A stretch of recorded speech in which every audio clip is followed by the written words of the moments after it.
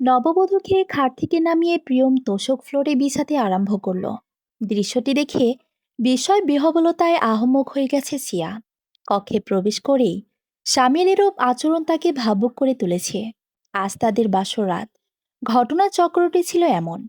প্রিয়ম প্রথম বাক্যে সিয়ার উদ্দেশ্যে দৃঢ় গলায় বলল, চাপো। দুহাত দ্বারা মুখের উপর থেকে ঘোমটা তুলে কপালে ভাঁজ ফেলে সিয়া উত্তরে বলল, কি চাপতে বলছেন? তুমি? আমি কি? আরে চাপো না। কোথায় চাপতে হবে সেটা বলছে না কেন?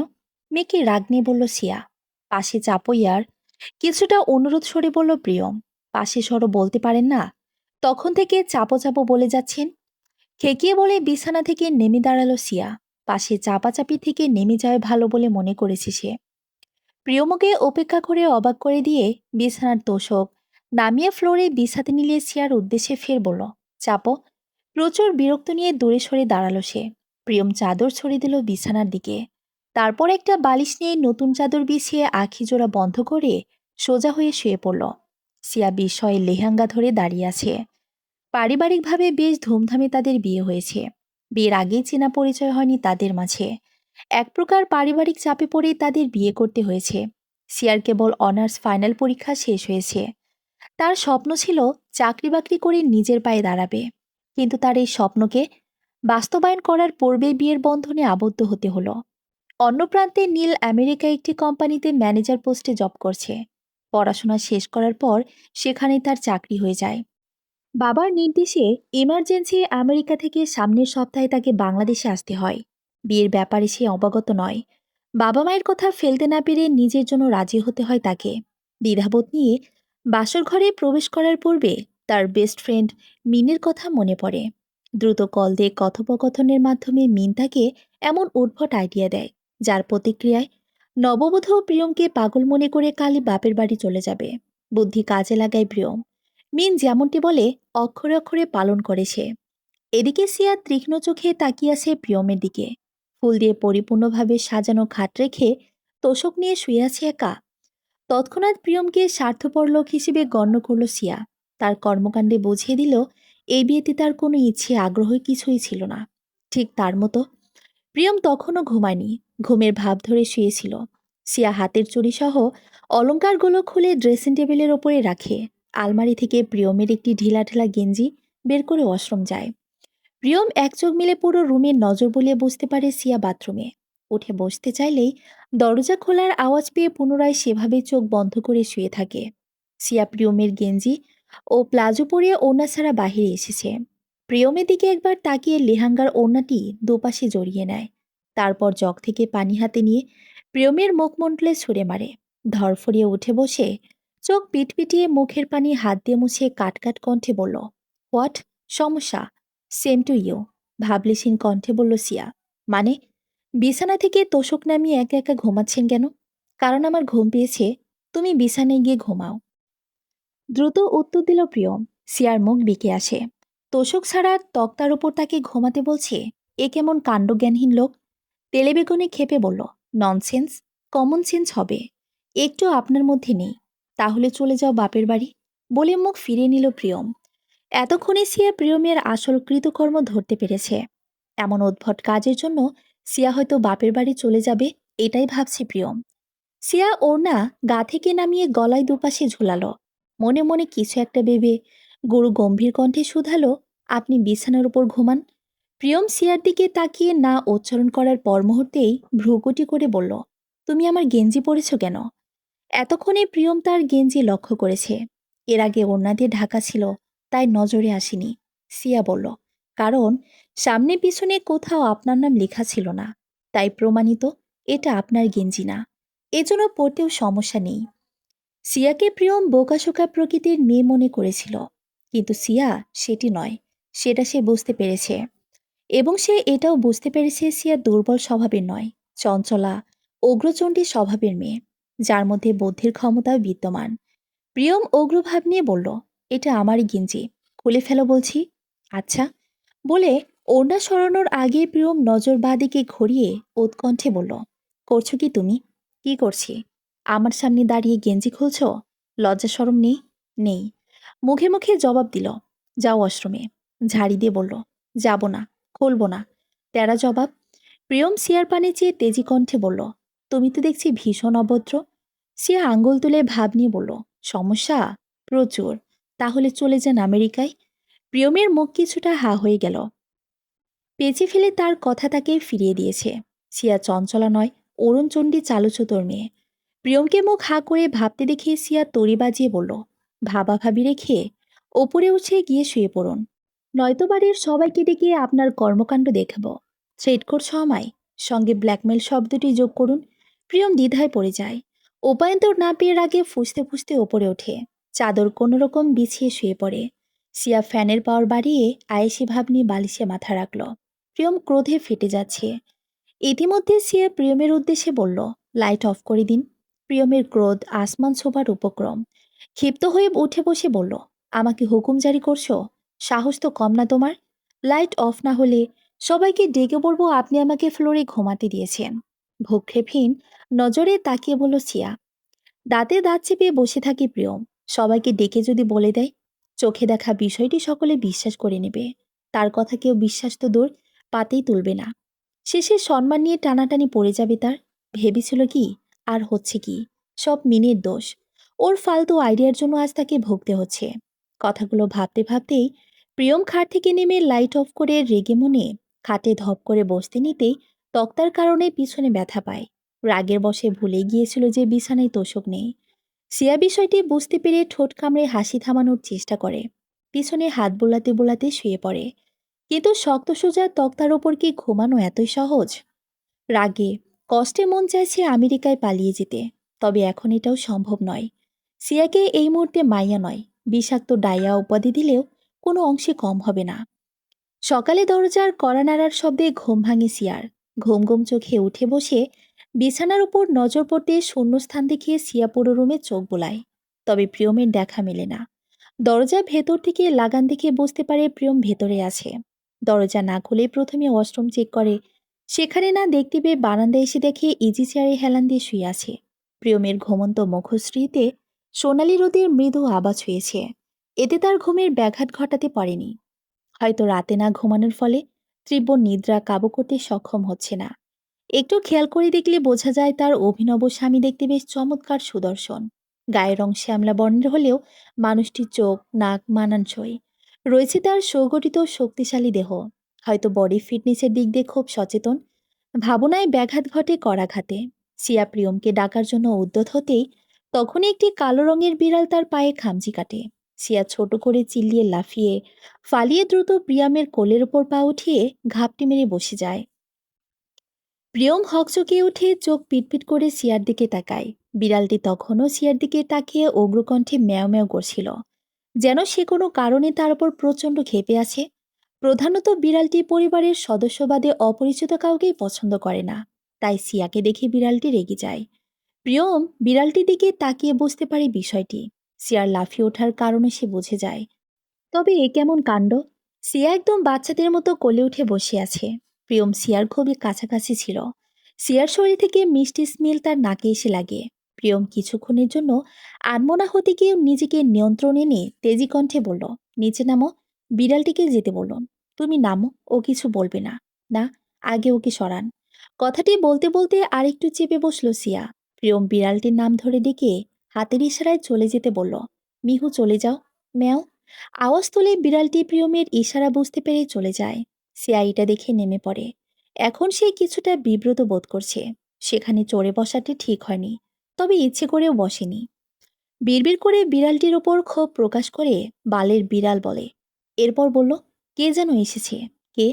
কথাটা সম্পূর্ণ করার আগে করাঘাত শুনতে পায় প্রিয়ম।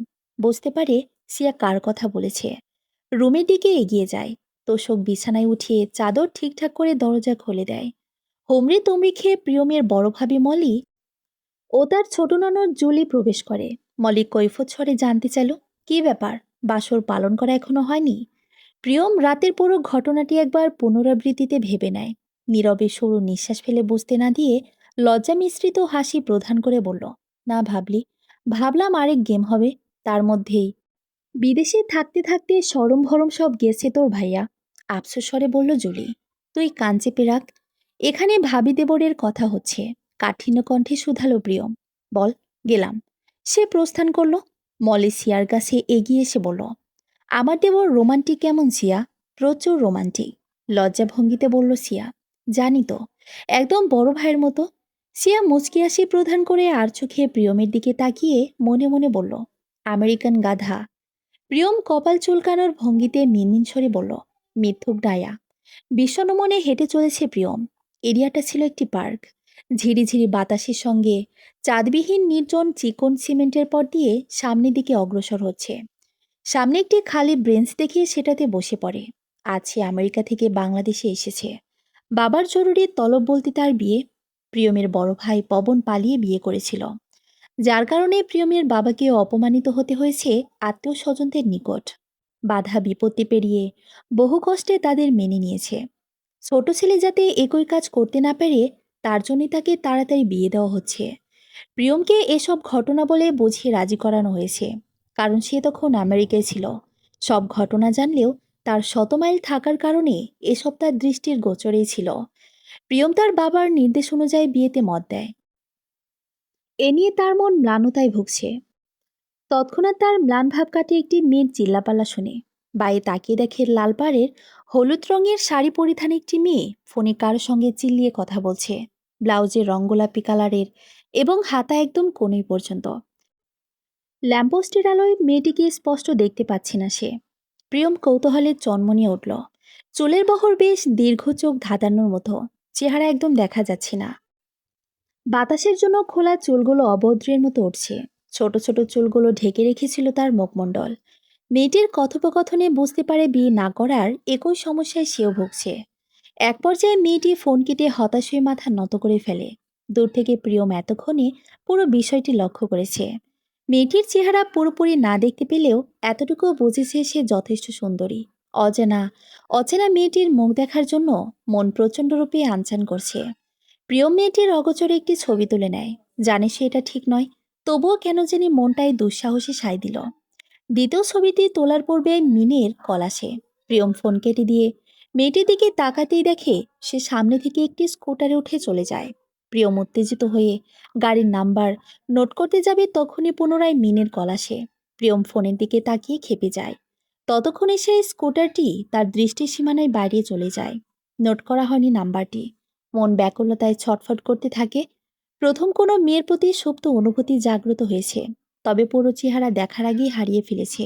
শুধু রয়ে গেছে তার সেই হতাশ জড়িত ছবিটি। দীর্ঘশ্বাস ফেলে প্রিয়ম ভাবনা থেকে বেরিয়ে আসে। এটি 1 সপ্তাহের আগের ঘটনা ছিল। তারপর থেকে প্রতিদিন সন্ধ্যার পর সেই সময়ে পার্কে গিয়ে ব্রেনসিটিতে বসত। কিন্তু একবারের জন্য মেয়েটি দেখার পায়নি সে। পরিচয়বিহীন অচেনা মেয়েটিকে প্রিয়ম ভালোবেসে ফেলেছে। তার হৃদমন্দিরে ছোট একটি জায়গা তৈরি হয়েছে। তবে এসব কথা এখন ভাবা বেমানান বলে মনে হচ্ছে তার, সেটাও সিয়ার জন্য। অচেনা মেয়েটি কিছুক্ষণের জন্য তার বিয়ের ব্যাপারটি ভুলিয়ে দিয়েছে, তার কথা ভাবতে বাধ্য করেছে। এদিকে সিয়ার নাম ব্যতীত তার বিষয়ে আর কিছুই জানে না প্রিয়। তবে সিয়া যে সহজ সরল প্রকৃতির মেয়ে নয়, সেটা সে ভালো করে বুঝতে পেরেছে আগের দিন রাতে। অচেনা মেয়েটির ছবির পানে তাকান অবস্থায় বিটঘুটে ফোনের রিংটোন বেজে ওঠে। মিনের নাম্বার দেখে চোখ মুখ শক্ত হয়ে আসে তার। রিসিভ করে উগ্রকণ্ঠে বলল, রাস্কেল, গালি দিচ্ছিস কেন? তর্জন আমার সর্বাঙ্গ ব্যথায় টনটন হয়ে আছে। কিছুটা আহত কণ্ঠে বলল, পুরো ঘটনা বল। সময় ব্যয় না করে রাতের পুরো ঘটনা বলল প্রিয়ম। মিন ভাবুক হয়ে বলল, তাহলে কি অন্য প্ল্যান বলবো? তোর প্ল্যানের ধারে কাছেও আমি যাচ্ছি না। এই দ্বিতীয়বারের মতো শোন ব্রো, একদমই না। আগে শোন, ভালো না লাগলে ফেরত দিবি। প্রিয়ম একটু ভেবে জবাব দিল, বল। পার্কে যে মেয়েটির ছবি তুলেছিস তার কথা সিয়াকে বল। পুরো কথা শেষ করার আগেই মাঝারি খাঁচায় মিহুকে বন্দি অবস্থায় চোখের সামনে তাক করে সে যেন ধরে রেখেছে। চোখের সামনে এরূপ দৃশ্য দেখে হকচকে উঠে ফোন কেটে দেয় প্রিয়ম। উঠে দাঁড়িয়ে পিছনে ফিরে দেখে খাঁচাটি হাতে নিয়ে দাঁড়িয়ে আছে সিয়া। কপালে ভাঁজ পড়ে প্রিয়মের। সঙ্গে রাগ এসে জড়ো হয়। এটি ইঁদুর আটকানোর খাঁচা, তাতে মিহুকে আটকিয়েছে সিয়া। প্রিয়ম ক্ষুব্ধ কণ্ঠে বলল, মিহুকে আটকিয়েছ কেন? ছেড়ে দাও। উহু। মাথা তো দেখে নাড়িয়ে বলল সিয়া। হোয়াই? কারণ সকালে ও আমাকে খামচি দিয়েছে। জলি তোমাকে বলেনি কেন খামচি দিয়েছে? বলেছে, তবুও সে শাস্তিযোগ্য। ঘাড় তেরামি ছাড়ো সিয়া। নাকের পাটা ফুলিয়ে বলল প্রিয়ম, মোটেও না। আমার সঙ্গে যে ভালো, আমি তার সঙ্গে ভালো, যে খারাপ আমিও খারাপ।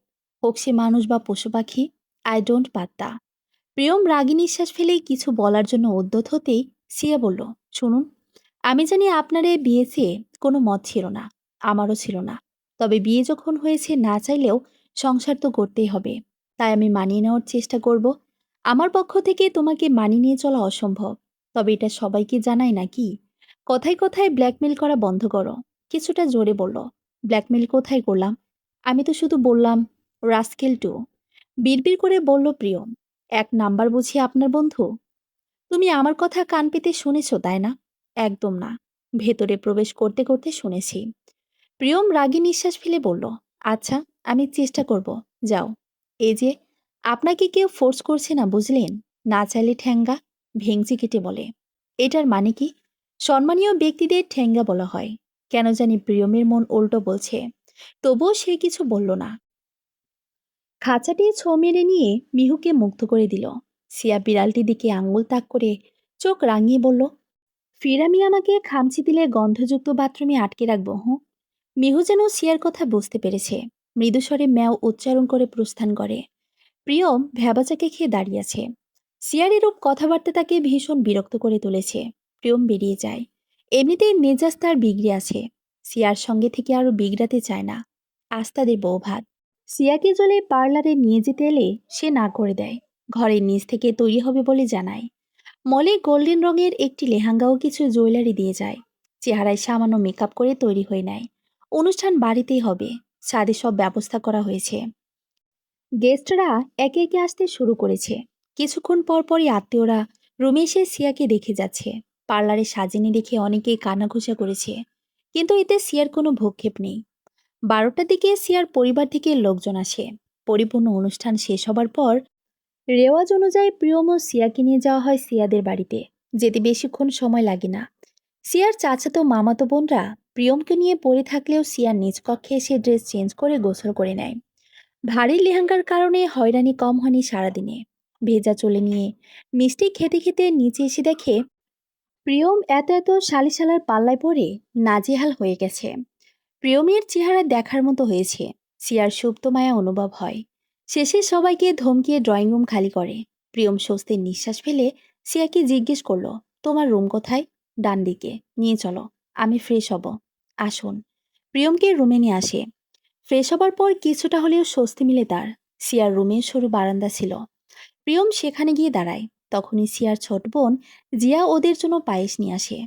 সিয়ারা দুই বোন, ভাই নেই ওদের। পায়েস হাতে নিয়ে সিয়া জিয়াকে চলে যেতে বলে। এক বাটি নিয়ে বারান্দায় এসে প্রিয়মকে দেয়, খাবো না। বার্তাটি শুনে সিয়া বাটি হাতে রুমে ফিরে।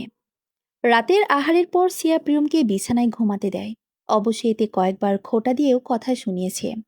সিয়া ওর পাশে শুয়েছে। তবে সেই গল্প, নাটকের কাহিনীর মতো মাঝখানে বালিশ রাখতে ভোলেনি তারা। লাইট অফ করার পর প্রিয়ম সিয়াকে সেই মেয়েটির কথা জানাতে চাইছে। তবে সে দ্বিধাবোধ করছে। বউয়ের কাছে এরূপ কথা বলাটা ভালো দেখায় না। তবে সে অজানা রাখতেও চাইছে না। তাই সরাসরিভাবে বলে, একটা কথা বলবো, কি ডিভোর্স চান? একটু বেশি বোঝার অভ্যাসটা ছাড়ো। তাহলে কি কোনো মেয়ের চক্কর? হ্যাঁ, তেমনই কিছু। নাম ঠিকানা বলুন। আমার ঘটকালি করতে সমস্যা নেই। কথাটা বলার সময় সিয়ার একটু খারাপ লাগে। তবে সেটা কিছুতেই প্রিয়মকে বসতে দিতে চায় না। আসলে মেয়েটিকে আমি একটা পার্কে দেখেছি। আগে বলুন। পুরো চেহারা দেখিনি। আগে হলুদ রঙের শাড়ি পরেছিল। আগে বিয়ে করবে না বলে কারো সঙ্গে চিল্লাচিল্লি করছিল ফোনে। আগে আমার কথা তুমি সিরিয়াসলি নিচ্ছ না কেন? নিচ্ছি তো। আপনি কন্টিনিউ করুন। মেয়েটির অজান্তে একটা ছবি তুলেছি। দেখান। তোমাকে দেখাবো কেন? তাহলে ঘুমালাম আমি। হাই টেনে বলল সিয়া। না শোনো। হুম, আমি তো এখানে তেমন কিছু চিনি না। সেই পার্কের নামটিও আমার জানা নেই। হাঁটতে হাঁটতে সেখানে চলে গিয়েছিলাম। তখন আবার রাত ছিল। আমাকে সেখানে নিয়ে যেতে পারবেন? হ্যাঁ, কাল নিয়ে যাব। সবাইকে বলবেন আমরা ঘুরতে যাচ্ছি। তাহলে তুমি আমাকে সাহায্য করছো? বিনিময়ে কি পাবো? কি চাও? আপাতত কিছু মাথায় আসছে না, পরে জানাবো। আচ্ছা, বলে ওপাশ ফিরে ঘুমালো প্রিয়ম। সিয়া মুখ বাঁকিয়ে মনে মনে বলছে, নিজের স্বামীকে অন্য একটি মেয়েকে খোঁজার জন্য সাহায্য করছি। কত নাম্বার তালেকে আছি জানি না। হাই মাবুদ। সকালে, শুনুন, শুনছেন? উঠুন আমেরিকান গাধা। লাস্টেটুকু চিল্লিয়ে বলল সিয়া। প্রিয়ম ধরফরিয়ে উঠে বসে তেজি কণ্ঠে বলল, হেই, তুমি আমাকে আমেরিকান গাধা বলেছ? সেটাই তো আপনি, বিড়বিড় করে বলল সিয়া। কি? এতবার ডাকছি শুনতে পাচ্ছি না? প্রিয়ম কাঠিন্যে মুখে বলল, ঘুমের ঘরে ডাকলে কেউ শুনতে পায়? আমেরিকান গাধা পদবি তো ঠিকই শুনেছেন। তার মানে তুমি এটা বলেছিলে? বুক ফুলিয়ে ক্ষেপে বলল প্রিয়ম। সিয়া দ্রুত জবাব দিল, কি আরে, আমি তো ঠ্যাঙ্গা বলেছি। এ শব্দের মধ্যে নিশ্চয়ই গড়বড় আছে। দাঁড়াও, এখনই গুগল করছি। নাকমুখ কুচকিয়ে বলল প্রিয়ম। সিয়া দৌড়ে পাল্লা দেওয়ার প্রস্তুতি নিচ্ছে। প্রিয়ম গুগলে সার্চ দেখে ঠ্যাঙ্গা মানে লাঠি। তার মানে ওকে লাঠি বলে সম্মান করেছে। প্রিয়ম স্লোভাবে মাথা তুলে ক্ষিপ্ত দৃষ্টি ছড়ে সিয়ার পানে। সে দৃষ্টি সিয়ার কলিজায় পানি কেড়ে নেওয়ার আগে দৌড়ে পালায়। প্রিয়ম ধরতে গিয়েও ব্যর্থ হয়। এমন অরুণচণ্ডী মেয়ে তার নজরে একটু পড়েনি। অবশ্য থেকেছে বিদেশে, সেখানে বাংলাদেশি মেয়ে তেমন নেই বললেই চলে। সিয়া জিয়া এবং ওর 3 চাচাতো বোনদের সঙ্গে নিয়ে গভীরভাবে পরিকল্পনায় মগ্ন ছিল। পিয়ার হাতে ছিল প্রিয়মের ফোন। সেই ফোন অনুসরণ করে সকলে কিছু একটা বলছে। 10 মিনিট অতিবাহিত হবার পর সেখানে আগমন ঘটে প্রিয়মের। গোল হয়ে ওদের বসে থাকতে দেখে বাঁকা দৃষ্টি ফেলে বলল, কি হচ্ছে এখানে? তারা থমথম খেয়ে উঠে দাঁড়িয়ে প্রিয়মের পানে তাকায়। ওদের চেহারায় কিঞ্চিত ভীতিভাব দেখে প্রিয়ম প্রশ্নসূচক দৃষ্টিতে তাকায়। সিয়া প্রিয়মের ফোনে পিছনে লুকিয়ে গিয়ে এসে বলল, আপনাকে দেখছিলাম আমরা, তাই না বল? বলে ওদের দিকে তাকিয়ে চোখ টিপ দিল। সকলে একসঙ্গে মিলে হ্যাঁ বলে ওঠে। আমাকে দেখছো বলছো? আর আমার ফোন কোথায়? ভ্রুকুটি করে বলল। সিয়া ওর ফোন আনলক করে গ্যালারিতে এসে একটি গাধার ছবি স্ক্রিনে এনে প্রিয়মের দিকে তাক করে ধরে বলল, এই দেখুন, বলছিলাম না আপনাকে দেখছিলাম আমরা? প্রিয়ম চোখ বন্ধ করে রাগ নিয়ন্ত্রণ করতে পারে না। চিল্লিয়ে সিয়া উচ্চারণ করে ধরতে যাওয়ার পূর্বে অন্য দরজা দিয়ে সিয়া বাহিরে চলে আসে। ড্রয়িং রুমে ইরার হাতে প্রিয়মের ফোনটি দিয়ে জিয়ার রুমে এসে লুকোয়। গাধার ছবি দেখানোর কথা মনে পড়তেই সিয়া খুব হাসে। জামাই বাজার শেষ হবার পর রান্নাও খাওয়ার পর্ব শেষ হয়। বিকালের দিকে প্রিয়ম সিয়াকে নিয়ে ঘুরতে বের হয়। সিয়া বোরখা ওই হিজাব দ্বারা মুখ ঢেকে এসেছে। এতে প্রিয়ম কিছুটা বিরক্ত হয়। এতে মুখে কিছু বলে না। তারা রমনার বটমূলে এসে নামে। ভাড়া মিটিয়ে সামনের দিকে এগোতে সিয়া জিজ্ঞেস করলো, এইটা সেই পার্ক নাকি? আরে না, তাহলে এখানে কেন নিয়ে এসেছেন? এখানে ঘুরি, সন্ধ্যার পর সেই পার্কে যাব। আচ্ছা, কি খাবে? আইসক্রিম খাবো, চলো। বোরখা না পরলে হতো না, কারণ তুমি ঠিক মতো হাঁটতে পারছো না। কোথায়? না তো, আমি হাঁটতে পারছি। তুমি কমফোর্টেবল ফিল করলে আমার কোনো সমস্যা নেই। সিয়া কিছু বলল না। তারা একটি আইসক্রিমের দোকানের সামনে এসে থামে। দুটি কোন আইসক্রিম কিনে ব্রেঞ্চে বসে খাচ্ছিল। সিয়া আর চোখে প্রিয়মের দিকে তাকিয়ে দেখে টিস্যু দ্বারা আইসক্রিম ধরে খাচ্ছে। অপর থেকে নিচ পর্যন্ত প্রিয়মকে পর্যবেক্ষণ করতে গিয়ে মুগ্ধতায় চোখ বুজে এলো সিয়ার। সে মনে মনে বলছে, কেন যে এই আমেরিকার গাধাটা এত সুন্দর? একটু কম সুন্দর হলে কি বেশি ক্ষতি হতো? আমার কল্পনার চেয়েও সে খুব সুদর্শন যুবক। আল্লাহর দরবারে শুক্রিয়া। কিন্তু নিমিষেই মনটা খারাপ হয়ে গেল সিয়ার।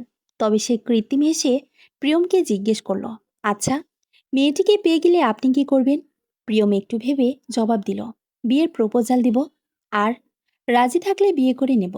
আর আর তুমি তো আমাকে পছন্দ করো না, তাই কাবিনের সব টাকা দিয়ে ডিভোর্স দিলে আপত্তি আছে তোমার? কথাটি কর্ণকুহরে পৌঁছাতে বুকে মোচড় দিয়ে উঠল তার। খাওয়া বন্ধ করে প্রিয়মের দিকে তাকালো। তবে সেটি বুঝতে দেয় না। বলল, একদম না। যাক তাহলে ভালো। বলে খেতে আরম্ভ করল প্রিয়ম। সিয়ার খাওয়া বন্ধ। হৃদয়ে যেন বিষে বিষে বিষিয়ে গেছে প্রিয়মের বলা বাক্যগুলো শুনে। টুকটাক কথা বলার পর আরও বেশি কিছুক্ষণ সময় ব্যয় করে। সিয়ার মন কিছুটা খারাপ থাকায় ফোনের স্ক্রিনে তাকিয়ে বাকি কথা বলে সময়টুকু পার করে। মাগরিবের আজান পড়ে। অন্ধকার হয়ে আসে। কিছুক্ষণের মধ্যে জনশূন্য হয়ে আসে বটমূল। পুরো অন্ধকার হবার পর প্রিয়ম সিয়াকে সেই পার্কে নিয়ে আসে। সিয়া প্রিয়মকে আশ্বাস দিয়ে বলল, আপনি সে ব্রেঞ্চটিতে গিয়ে বসুন। বসলাম। কিন্তু আজকে কি আসবে মেয়েটি? দেখা যাক। অপেক্ষা করতে ক্ষতি কি? আচ্ছা, তুমি কোথায় দাঁড়াবে? আমি সামনের ব্রেঞ্চে আছি। আপনি অপেক্ষা করুন। ঠিক আছে, তবে বেশি দূরে যেও না। সিয়া চলে যায়। প্রিয়ম অচেনা তরুণীর জন্য অপেক্ষার প্রহর গুনছে। ঠিক সেই সময়ে মিনের কল আসে। কেটে না দিয়ে প্রিয়ম কল রিসিভ করে। মিনকে জানাতে চায় পুরো ব্যাপারটি। দুজনের মাঝে কথোপকথন হয়। হঠাৎ প্রিয়ম নূপুরের আওয়াজ শুনতে পায়। ঘাড় ঘুরিয়ে তাকাতে স্তব্ধ হয়ে উঠে দাঁড়ায়। আনমনে ফোন কেটে এগিয়ে যেতে আরম্ভ করে সামনের দিকে। সেদিনের সেই অচেনা মেয়েটির দেখা সে পেয়েছে। ব্রেঞ্চে বসে পা নাচিয়ে উল্টো দিকে মুখ করে ফোনে কথা বলছিল, যার দরুন নূপুরের রিনি ঝিনিক আওয়াজ হচ্ছে। প্রিয়ম মেয়েটির নিকটে এগিয়ে আসে। দ্বিধাবোধ ফেলে জিজ্ঞেস করে, তোমার নাম কি জানতে পারি? মেয়েটি প্রিয়মের কথার কোনো প্রতিক্রিয়া দেখালো না। ফোন কানে ধরে সেভাবে বসে রইল। প্রিয়মের আগ্রহ আরো বেড়ে গেল। সংশয় কাটিয়ে বলল, 6 তারিখের রাতে আমি তোমাকে এখানে প্রথম দেখেছিলাম। একটুর জন্য তোমাকে হারিয়ে ফেলেছি। 1 সপ্তাহ যাবৎ এই সময় অপেক্ষা করেছি, কিন্তু তোমার দেখা মেলেনি। আজ তোমায় পেয়ে আমি সত্যি নিজেকে ভাগ্যবান বলে মনে করছি। মেয়েটি এবারও নিরুত্তরে শুনে যায় প্রিয়মের কথা। প্রিয়ম বিভ্রম নিয়ে পুনরায় শুধালো, আমি তোমাকে বিয়ে করতে চাই। মেয়েটি দ্রুতবেগে উঠে দাঁড়ায়। পা আগে বাড়াতেই প্রিয়ম চটচলতে বলল, উত্তর না দিয়ে চলে যাচ্ছ? মেয়েটি পথ থামিয়ে দ্রুত ফিরে তাকিয়ে কাঠিন্য বাক্যে শুধালো, একজন বাঙালি মেয়ের একবারই বিয়ে হওয়া উচিত, 2-3 বার নয়। প্রিয়ম হতবাক মেয়েটির চেহারা দেখে। আখি জোগর পাতা ফেলতে ভুলে গিয়েছে বোধহয়। আধারিয়া এই প্রহরটি যেন এখানেই থমকে যাক। হতবিহ্বল চোখ মুখ নিয়ে চাপা স্বরে শুধালো, সিয়া তুমি? আমি জানি অন্য মেয়েকে এখানে আশা করেছেন, কিন্তু সেদিনে সেই মেয়েটি যে আমি ছিলাম। অকপট স্বীকারোক্তি সিয়ার। প্রিয়ম অবাক হয়ে বলল, আগে বললে না কেন? বললে কি হতো? আপনি আমাকে ভালোবাসার কথা বলতেন, নাকি তখনও বিয়ের কথাই বলতেন? প্রিয়ম নিরুত্তর থেকে শূন্য চোখে তাকিয়ে রয়। সিয়া স্মিথ হেসে বলল, কাল রাতে পার্কের কথা বলাতে আমি তেমন গুরুত্ব দেইনি, কিন্তু সকালে মনে পড়ায় পুনরাবৃত্তি ভাবার পর মনে সন্দেহ জাগে। ইরাকি দিয়ে বাহানায় আপনার ফোন নেই। গ্যালারিতে গিয়ে আমার ছবি দেখে কনফার্ম হুম সে মেয়েটি আমি। আমি যাকে বিয়ে করব না বলে বরপক্ষরা চলে যাওয়ার পর পালিয়ে পার্কে এসে বসে আছি, আর এখানেই সে হবু বাড়ি বসে আমাকে দেখেছে। কি অদ্ভুত তাই না? বন্ধুদের সঙ্গে পরিকল্পনা করে আপনার সাথে বোরখা পরে বের হই, যাতে আড়াল হলে আপনার সামনে সেই সাজে উপস্থিত হতে পারি। এবার আসি মূল কথায়। আপনি আমাকে ডিভোর্স দিন, আপত্তি নেই আমার। আপনার ভালোর জন্য ডিভোর্স দিতে প্রস্তুত আছি। পুরো কথা সম্পূর্ণ করে প্রত্যুত্তরে আসায় তাকিয়ে রয় সিয়া প্রিয়মের দিকে। প্রিয়ম নজর নামিয়ে নেয়। তার এই মুহূর্তে কি করা বা বলা উচিত বোধগম্য নয়। তার ভাবনায় পরিবর্তন ঘটেছে। একটু নয়, বেশ খানিকটা পরিবর্তন। সিয়া প্রিয়মের নিরুত্তেজ মুখশ্রী দেখে মন্থর গলায় বলল, যা বলার বাসায় গিয়ে বলবেন। এখন চলেন এখান থেকে। বলে ফিরতে নিলে হাতে টান অনুভব করে সিয়া। ঘুরে তাকাতেই কপালে চিকন ভাঁজ পড়ে। প্রিয়ম তার হাত ধরে আটকেছে। ঠোঁটে বাঁকা হাসি ফুটিয়ে একটু টেনে কাছে এনে বলল, কোথায় চলে আধারিয়া প্রিয়সী? বাকিটুকু শুনবে না? আধারিয়া প্রিয়সী বলে সম্বোধন করাতে সিয়ার কপালের ভাঁজ গাঢ় হয়। তীর্যকভাবে তাকায়। বলল, বাকিটুকু বলতে? প্রিয়ম হাত ছেড়ে ঘাড়ে হাত বুলায়। আড়মোড়া ভাঙার ভঙ্গিমায় বলল, আমি জানতাম সেই মেয়েটি তুমি। কিভাবে? চট জলদি ভ্রুকুটি করে প্রশ্ন ছড়ে। তোমার আলমারি খোলার সময় হলুদ রঙের শাড়িটা দেখতে পাই। তুমি রুম থেকে বের হবার পর কৌতূহল মেটাতে আলমারি খুলে শাড়িটা বের করে দেখি এটি সেই শাড়ি ছিল। সঙ্গে ছিল গোলাপি রঙের ব্লাউজ। সেই দিনের সেই স্কুটারটি ছিল স্নেহার, যেটা আজ সকালে চালিয়ে তোমাদের বাড়িতে এসেছে। সেদিন রাতে স্কুটারের নাম্বার নোট করতে না পারলেও কালার আমার ঠিক মনে আছে। আমি বুঝতে পারি তুমি সেই মেয়েটি। স্নেহাকে আড়ালে ডেকে জিজ্ঞেস করার পর তোমার কথা বলে দেয়। আমিও বিষয়টি স্নেহাকে খুলে বলি, সঙ্গে গোপন রাখার নির্দেশ দিই। স্নেহা বিষয়টি গোপন রাখে। ড্রয়িং রুমে তোমরা যখন পরিকল্পনা আঁকছিলে সেটা বুঝতে পারি। বটমূলে হাঁটার সময় বোরকার নিচে তোমার শাড়ির পায়ের দেখে অগোচরে হেসে ফেলি। আর কিছু বলতে হবে বলে মনে হচ্ছে না আমার। বলতে বলতে মুচকি হাসে প্রিয়ম। সিয়া থতমত খেয়ে তাকিয়ে রয়। তার থেকে এক ধাপ এগিয়ে আছে প্রিয়ম। তৎক্ষণাৎ মাথা কিছুটা নুয়ে পরক্ষণে তুলে বলল, আপনার আমার মাঝে তফাৎ অনেক বেশি। আমি স্টপ। আমাকে বলতে দাও সিয়া। জোরপূর্বকভাবে থামিয়ে দেয় প্রিয়ম। সরু নিঃশ্বাস টেনে বলল, বাসর ঘরে তোমাকে দেখে আমার ভালো লেগেছে। কেন জানো? তোমার মধ্যে দুষ্ট মিষ্টি মিশ্রিত স্বভাব আমাকে তোমার প্রতি আকৃষ্ট করতে বাধ্য করেছে। তোমার আচরণ আমাকে বিমোহিত করেছে। আমি সিদ্ধান্ত নিলাম তোমাকে আমার করার আগে একটু বাজিয়ে নিই। তাই সেদিন রাতে সেই মেয়েটির কথা বললাম। কিন্তু তোমার প্রতিক্রিয়ায় সরাসরি রাজি হওয়ার দরুন বুঝলাম তুমি আমাকে পছন্দ করো না। শাড়ি দেখার পূর্বেও স্নেহার সঙ্গে কথা বলার আগেই আমি তোমাকে বলতে চেয়েছিলাম যে পার্কে যাব না। কেননা আমি তো তোমার মুগ্ধতায় পরিপূর্ণভাবে আটকে গেছি। এখন সেই মেয়েটির প্রতি ভালোবাসার অনুভূতিটা ফিকে হয়ে পড়েছে। তবে তুমি সেই মেয়েটি ভাবতেই আমার ফিকে হওয়া ভালোবাসা আরো 3 গুণ বেড়ে যায়। প্রিয়ম থামল। বড় দীর্ঘশ্বাস টেনে আকাশের দিকে তাকিয়ে আবার বলল, আকাশে চাঁদবিহীন আধারিয়া এক প্রহরে তোমার দেখা পেয়েছি। অজান্তেই ভালোবেসে ফেলেছি। তুমি আমার জীবনে এক চিলতে আধারিয়ার প্রণয় নিয়ে উপস্থিত হয়েছ। সব অন্ধকার অভিশপ্ত হয় না, কিছু অন্ধকার মধুর হয়। তাই যত্ন করে নাম দিয়েছি তোমায় আধারিয়া প্রেয়সী। হবে কি তুমি আমার পুরোপুরি অর্ধাঙ্গিনী? লাস্টেরটুকু বলে ডান হাত বাড়িয়ে দিল সিয়ার নিকট। স্তম্ভিত নজরে তাকিয়ে সিয়া প্রিয়মকে দেখতে ব্যস্ত। প্রিয়মের চোখও হাতের দিকে তাকিয়ে নম্র দৃষ্টি ফেলে। প্রিয়ম বিনয়ী নজর তাকিয়ে আছে।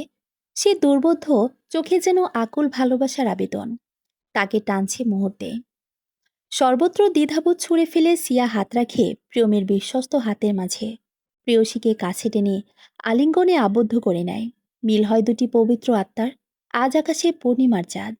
ফকফকা আলো সর্বত্র ছড়িয়ে আছে। ছড়িয়ে পড়েছে তাদের ঊর্ধ্বে। প্রণয়ের সূচনা আধারী এক প্রহরে হলেও শেষ হয় দ্বিতীয় পূর্ণিমাময় রাতে। অদ্ভুত বিষয়, চাঁদের আলোয় নরনারীর দুটি ছায়ার বদলে একটি ছায়া রাস্তায় দেখা যাচ্ছে। সমাপ্ত।